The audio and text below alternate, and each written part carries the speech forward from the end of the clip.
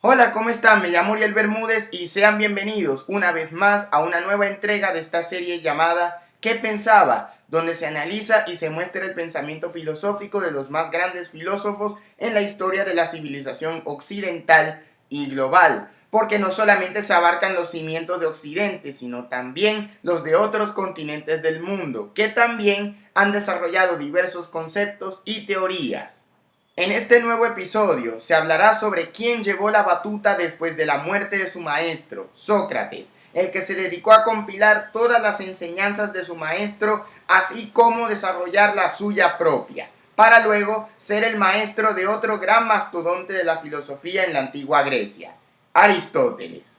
En caso de que no te hayas dado cuenta, pues estoy hablando de Platón, quien fuera alumno de Sócrates y posteriormente mentor de Aristóteles. Entonces, ¿qué era lo que pensaba Platón?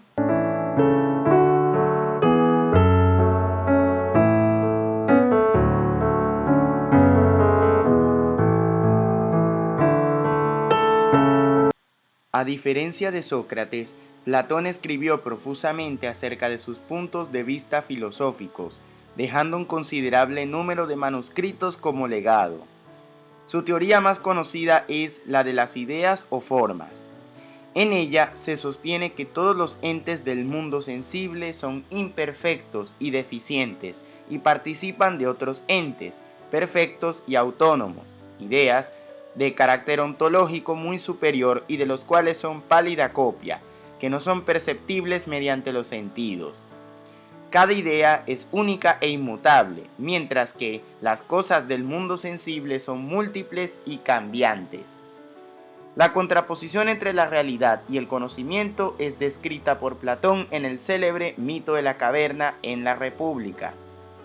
Para Platón, la única forma de acceder a la realidad inteligible era mediante la razón y el entendimiento. El papel de los sentidos queda relegado y se considera engañoso. Platón distinguía entre tres tipos de mitos. En primer lugar, había mitos falsos, como los que relataban historias de dioses sujetos a pasiones y sufrimientos humanos, puesto que la razón enseña que Dios es perfecto. Luego consideraba aquellos mitos que se basaban en un razonamiento verdadero y, por tanto, verdaderos. Finalmente estaban los mitos no verificables por encontrarse fuera del alcance de la razón humana, pero que contenían alguna parte de verdad. Los mitos de Platón tienen dos tipos de contenido.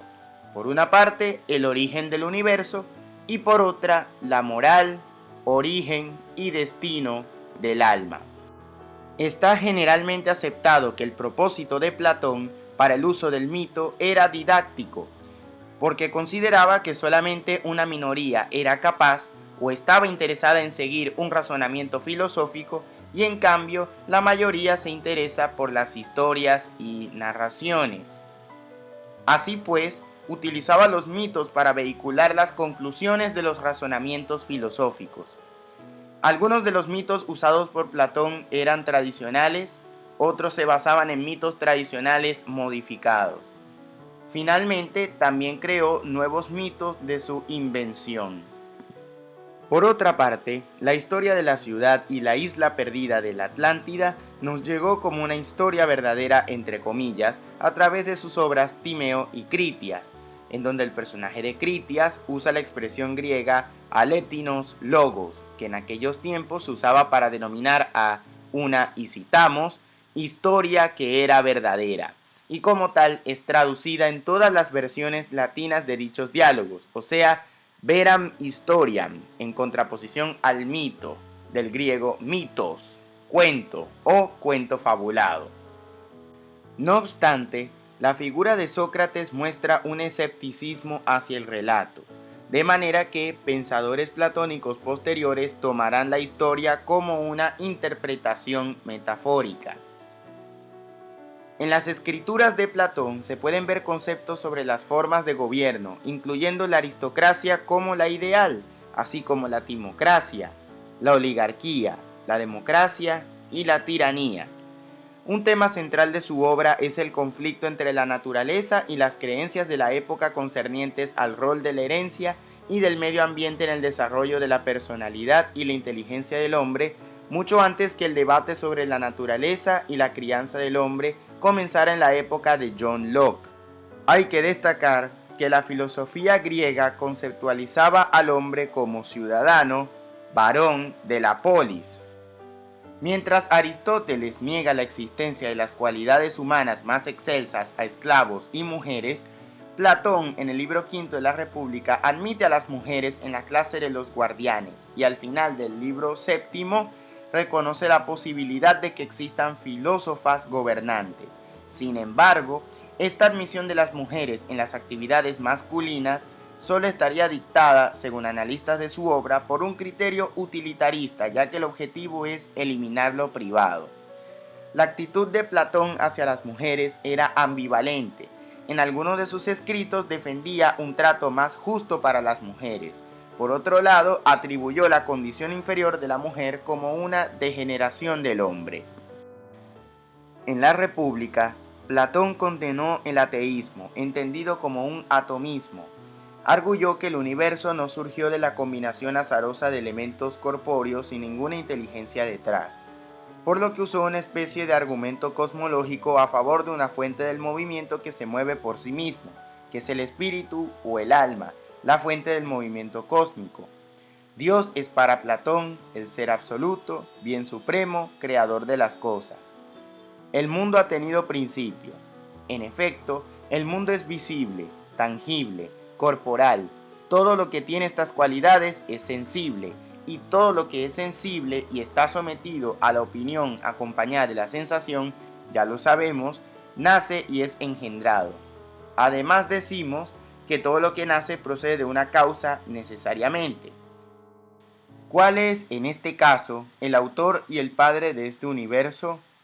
Es difícil encontrarlo, y cuando se le ha encontrado, es imposible hacerle conocer a la multitud. En los diálogos de Platón se discuten varios temas y conceptos metafísicos como el ser, la existencia, la naturaleza, el alma y el cuerpo. En su teoría de las formas, Platón decía que la realidad solo puede ser entendida por la comprensión racional de formas o ideas universales abstractas. Cada idea es única e inmutable. Al contrario, las cosas materiales son múltiples y cambiantes, siendo solo unas sombras, entre comillas, de esas formas ideales. En los libros sexto y séptimo de la República, Platón utiliza diversas metáforas para explicar sus ideas metafísicas y epistemológicas. Las metáforas del sol, la muy conocida alegoría de la caverna o mito de la caverna, y la más explícita, que es la de la línea dividida. En su conjunto, estas metáforas transmiten teorías complejas y difíciles. Esta, por ejemplo, la idea del bien, a la que tiene como principio de todo ser y de todo conocer. La idea de bien realiza esto en la manera similar que el sol emana luz y permite la visión de las cosas y la generación de estas en el mundo perceptivo. El platonismo ha sido interpretado como una forma de dualismo metafísico, a veces referido como realismo platónico o exagerado. De acuerdo a esto, la metafísica de Platón divide al mundo en dos distintos aspectos. Uno, el mundo inteligible, que reside el auténtico ser, inmutable, de formas u objetos abstractos. Y dos, el mundo sensible, que vemos alrededor nuestro en forma perceptiva, cambiante y copia imperfecta de las formas inteligibles o ideas. Platón estableció así el dualismo fundamental de la filosofía, la distinción entre idealismo y materialismo, entre esencias eternas abstractas y existencias efímeras concretas, entre el ser parmenidiano y el cambio heráclito. Esta división ontológica lleva también a Platón una dualidad en su antropológica y epistemológica, respectivamente. A pesar de muchas críticas sobre su dualismo, Platón se refiere en el Timeo a un único universo donde se encuentra tanto la materia sensible como las formas inmateriales. Según Platón, el conocimiento tiene como objeto encontrar una definición inequívoca al saber de todas las cosas. El saber más elevado será entonces el conocimiento de lo universal y el más bajo será el conocimiento de lo particular. Esta doctrina supone una separación irreconciliable entre el saber universal y el mundo real, pero para Platón este concepto de lo universal no implica una forma abstracta, sino que a cada uno de estos conocimientos universales le corresponde una realidad concreta. Para Platón, son las ideas las que se pueden conocer en forma accesible, pero no niega realidad al mundo de las cosas. Sin embargo, Platón no pudo determinar cuál es la relación que existe entre lo particular y lo universal. Platón explica con más claridad este problema cuando se refiere al arte. Nos dice que el artista representa una tercera versión del hombre. Según Platón, el hombre ideal es la meta que todos los humanos tratan de alcanzar.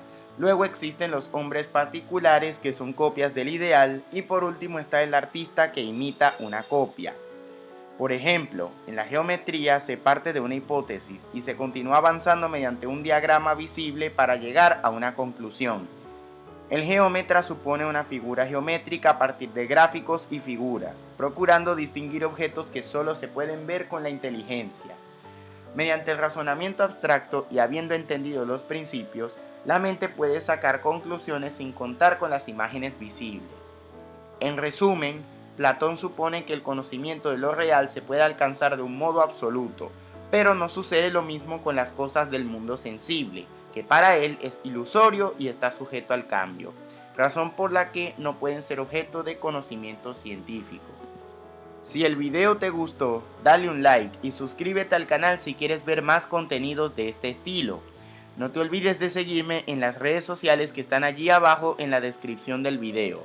Sin nada más que decir, se despide de ustedes su servidor Uriel Bermúdez y esto era lo que pensaba Platón.